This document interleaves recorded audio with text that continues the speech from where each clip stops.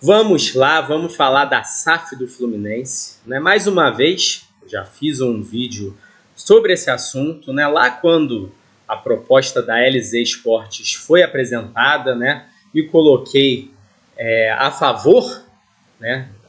Da proposta, mas é aquilo. A gente está só no início de um processo, né? Lá a coisa de um mês, né, que foi quando essa proposta foi apresentada, a gente teve ali as linhas gerais de um modelo, né? A gente ainda vai ter todo um processo em que esse modelo vai ser esmiuçado, essa proposta ela vai ser detalhada e o torcedor, ao longo do tempo, vai conseguir entender melhor o que isso tudo significa. Pelo menos assim eu espero, né, cara? E lógico, também em algum momento você vai ter toda uma discussão e negociação entre o clube e a LZ Esportes para que essa proposta se torne algo mais vantajoso para o clube. E essa proposta ela vai ser modificada, né? Pelo menos, né? De novo, assim eu espero também, para que no fim das contas isso seja aprovado ou não. Então, assim, ao longo desse processo, a minha opinião com certeza vai evoluir, né? E eu posso ficar mais convicto da minha posição, menos convicto da minha posição. Minha posição pode mudar completamente, né, cara? Então, assim, o título do meu vídeo é uma pergunta, né? Porque, assim, eu não estou me colocando aqui numa posição de ser uma pessoa que vai dar respostas, né? Eu sou um torcedor comum, não sou nenhum especialista em finanças e estou apenas tentando entender o que significa tudo isso, né? E o que eu vou me propor a fazer nesse vídeo, né? Eu vou pegar esse valor aqui de 6,4 bilhões, que é o tal do compromisso de investimentos ao longo de 10 anos, né? E é aquilo que a gente sabe, isso aqui não é dinheiro novo, né? Não é o aporte de 500 milhões, é um compromisso de investimentos que, né, prevê penalidades se isso não for cumprido. Então isso aqui não é só uma promessa que pode ser facilmente descumprida, mas também não é algo 100% garantido. Mas também, ao mesmo tempo, né, como foi dito lá na apresentação da proposta, isso aqui também não é um limite, né? Pode haver investimentos acima disso aqui. Mas, enfim, esse valor de 6,4 bilhões, fora de contexto, significa muito pouco, né? E o que eu vou me propor aqui é tentar colocar esses valores dentro de um contexto para a gente ter um entendimento melhor do que isso tudo significa, né? Então, assim, dentro desse 6,4 bi, a gente tem aqui royalties, melhoria de centros de treinamento, desenvolvimento de formação de jogadores. Isso aqui, eu não vou falar disso, porque eu não tenho parâmetro nenhum para saber se esses valores, o que eles representam no contexto do futebol brasileiro, né? Agora, folha salarial e aquisição de atletas, a gente consegue fazer uma pesquisa e entender o que esses valores aqui representam dentro do cenário brasileiro, do futebol brasileiro hoje, né? Foi isso que eu tentei fazer nos últimos dias aí. Pesquisei muito sobre folha salarial e contratações de atletas, né? Tem muitas fontes, é difícil pra cacete assim você chegar em algo que, pô, não tem como eu falar que os valores são exatamente esses, né?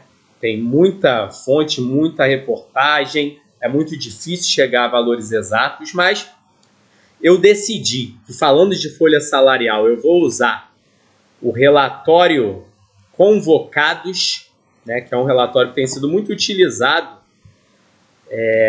pelos portais de notícias, né, que fala aí, tem uma parte, né, que fala de finanças dos clubes de uma maneira geral, mas tem sempre uma parte que traz folha salarial e folha salarial de gasto com o pessoal do futebol de uma maneira geral, que é algo que eu acho que se encaixa bem com esse slide aqui, porque fala lá em folha salarial de elenco mais comissão técnica, né? Então, folha salarial, eu busquei a fonte do relatório dos convocados e aquisição de atletas.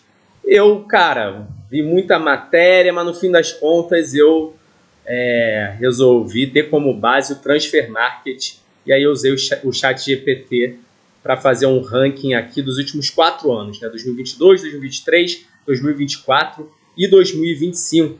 Eu até de início eu ia fazer a partir de 2021, né, para ser um ranking de 5 anos, mas eu percebi que os valores de 2021 estão muito abaixo, né? Não refletem a realidade atual do futebol brasileiro, né? E voltando aqui à folha salarial, relatório dos convocados, aqui a gente tem valores de 2022, 2023 e 2024. Né? O de 2025 ainda não saiu, né? Só vai sair no ano que vem. E vamos começar falando de folha salarial, que eu acho, aliás, que é o fator mais importante, né? Quando a gente compara a folha e contratações, porque a folha ela consegue refletir melhor o valor do elenco como um todo. Né, cara? Contratação é só aquilo que você está adicionando ao seu elenco ano a ano, né? E nem sempre é tão positivo assim, porque se você gasta muito, às vezes é porque você acha que você precisa muito, né? Se você tem um clube muito vencedor, às vezes você quer ali mais a manutenção daquele elenco e reforços pontuais. Agora, na folha salarial não tem muito erro, assim. O valor ali, pelo menos em termos de salários, né, daquele elenco como um todo, né? Então, para mim, isso é a informação mais importante, né? Voltando aqui ao compromisso de investimento, a gente tem 4,7 bilhões em 10 anos, né? Isso fazendo uma média, né, dá 470 milhões por ano. É lógico, e aqui vai ser um ponto muito importante do vídeo, né, a discussão da distribuição de valores. Eu acho até que é o ponto principal do vídeo, né, porque não é porque a média é 470 milhões por ano que essa vai ser a distribuição necessariamente. Mas, para analisar, né, vamos começar de um ponto de partida que seja mais simples. Então, vamos aí entrar nessa de 470 milhões por ano. O que significa dentro do cenário do futebol brasileiro atual, né? Pegar aqui 2024, Flamengo teve uma folha de 605 milhões. O segundo colocado foi o São Paulo, com 452 milhões. Então, 470 milhões em 2024 nos colocaria numa segunda posição. 2025, eu acho que provavelmente não, né? Em 2026, né? Eu acho que é um valor que nos coloca ali num top 5 no futebol brasileiro. Né? Em 2024, a gente tem o Palmeiras com 424 em quarto lugar e o Fluminense com 378. Né? Eu acho que 470 nos coloca num top 5, talvez até acima disso. Só que aí, isso, legal. Eu acho que isso é animador. Né? A gente tem uma situação aí de futuro em que a gente tem nossas dívidas sendo pagas e uma capacidade ali de ter uma folha salarial entre as 5 melhores do Brasil, uma situação muito positiva. Mas nem tudo são flores, né, cara? Porque se a gente está nesse cenário de 470 milhões por ano ao longo de 10 anos, cara, a gente vê aqui na evolução dos valores ano a ano que os valores estão crescendo aceleradamente. Todo mundo aqui aumentando 30%, 40%, 50%, alguns clubes, 90% de um ano para outro. Né? Você olha aqui em 23, 24 também, tem time que aumentou 70, 40. Então os valores estão aumentando de uma forma muito acelerada e muito consistente, cara. Me parece que esses valores vão continuar aumentando ano a ano. E assim, eu acho que para os próximos 5 anos, com 470 milhões anuais, eu acho que dá para pensar que a gente está numa posição boa no futebol brasileiro. Mas, para 10 anos, cara, desculpa, esse valor eu não sei nem se coloca a gente num top 10. Então, assim, isso faz com que a gente questione, né?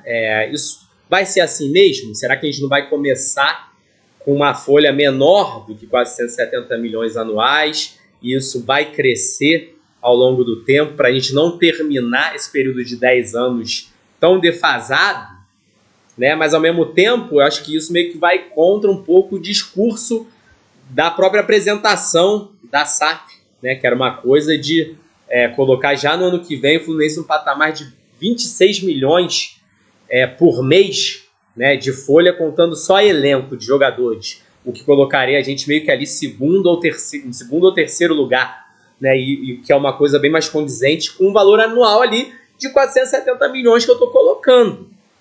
Né? Então, como é que vai ser isso? É uma coisa que me deixa confuso, né? Me deixa confuso, porque para um curto prazo é muito positivo, mas para um longo prazo ali de 10 anos, nem tanto, né?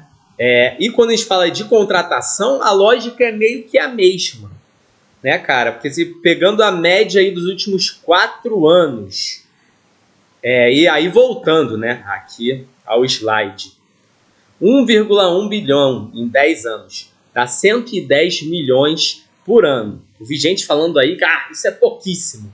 Cara, não é pouquíssimo, desculpa, eu acho que tem muito torcedor, cara, que com esse dinheiro que a gente ganhou no Mundial e tal, essa fase do Fluminense de ganhar a Libertadores, ficou meio iludido, achando que o Fluminense tem uma situação financeira que não tem, né? Não é porque a gente ganhou um dinheiro de exceção, esse dinheiro que a gente ganhou no Mundial não torna o Fluminense um time saudável, um clube saudável financeiramente para o futuro, para o longo prazo. Desculpa, a gente continua com dívidas muito grandes e dívidas de curto prazo muito grandes, né? Então, assim, é um dinheiro que com certeza vai ajudar muito, mas não coloca o Fluminense num patamar ali de primeiro escalão no futebol brasileiro, né? O Fluminense, eu vejo muita gente falando, o Fluminense não precisa virar SAF. É claro que o Fluminense precisa virar SAF, o Fluminense não tem condição de brigar no primeiro escalão de futebol brasileiro sem aporte financeiro externo e sem uma mudança de governança que vem com a SAF também, né, cara? É lógico que a gente não tem a mesma necessidade que tinha ali um Vasco, um Botafogo, um Cruzeiro no momento em que eles se tornaram SAF, que era uma coisa ali de desespero total e completo, né? Isso realmente eu concordo que a gente não tem, mas num médio e longo prazo, né, o Fluminense precisa virar SAF e eu acho que, né, a maioria das pessoas concorda com isso, né? Tanto a situação no Fluminense como a oposição concordam com isso, né, cara? Mas assim, 110 milhões colocaria o Fluminense nessa média dos últimos 4 anos em 5º lugar, né, no futebol brasileiro. Para vocês terem uma noção, o Fluminense dos últimos 4 anos teve uma média aqui de 69,9, 70 milhões, né, por ano. A nossa média cresceria, né, o nosso valor anual, né, cresceria para 110 milhões. Nesse ano de agora, eu vi gente falando, né, gastou mais de 200 milhões esse ano, mas segundo o Globo Esporte, que é uma fonte que eu confio mais do que galera falando em rede social, né, foi ali coisa de 140 milhões que a gente gastou esse ano, que foi o ano disparado que a gente mais gastou, né? E aí a nossa média dos últimos 4 anos dá esse valor ali de próximo de 70 milhões. Eu acho que para o curto prazo é um valor legal, cara. Coloca ali entre os 5 times que mais gastam em contratações. Como eu falei, eu acho que contratação não é tão importante quanto folha salarial, né? Você contrata bem, você não vai precisar contratar gastar tanto dinheiro, talvez, no ano seguinte. Mas da mesma forma que a dinâmica também se repete. Por um curto prazo, os próximos anos ali, eu acho 110 milhões anuais um valor bom. Mas para 10 anos, cara, não vai mais ser um valor bom. Por mais que a volatilidade aqui, quando a gente fala em transferências, seja muito maior do que quando a gente fala em folha salarial. O que eu estou falando aqui? Os valores mudam muito, tanto para cima quanto para baixo, né? Porque é isso.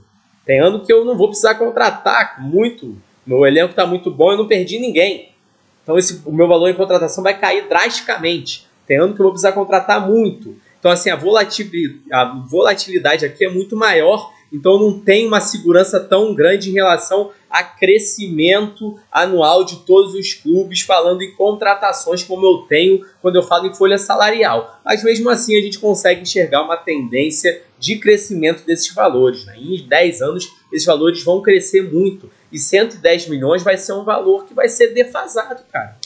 Também, assim, não sei se vai colocar a gente entre os 10 clubes que estão gastando mais em contratação para daqui a 10 anos, né? E isso aí preocupa mais, né, o torcedor, né, que tá olhando aí os valores. Eu acho que mesmo assim, mesmo se é esse o caso, a SAF ainda traz coisas muito boas de dívida, saúde financeira e sustentabilidade para o clube. Mas, assim, eu acho que é um questionamento, é uma coisa que a gente tem que entender melhor como vai ser a distribuição desses valores, né? E será que, de repente, esse valor não é ali um piso, né? E aqui tentando ser otimista, né? Não é um piso que a SAF colocou como um compromisso para realmente algo que eles com certeza vão investir, né? E, no fim das contas, a gente vai conseguir investir mais.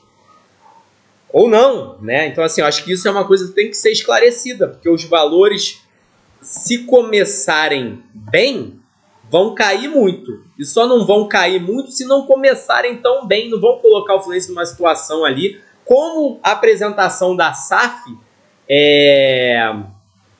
fazia o torcedor entender, de que o Fluminense sempre brigando ali nas cabeças, né, cara? Então, assim, essa é a minha questão, assim, do meu vídeo de hoje. Saudações tricolores, grande abraço.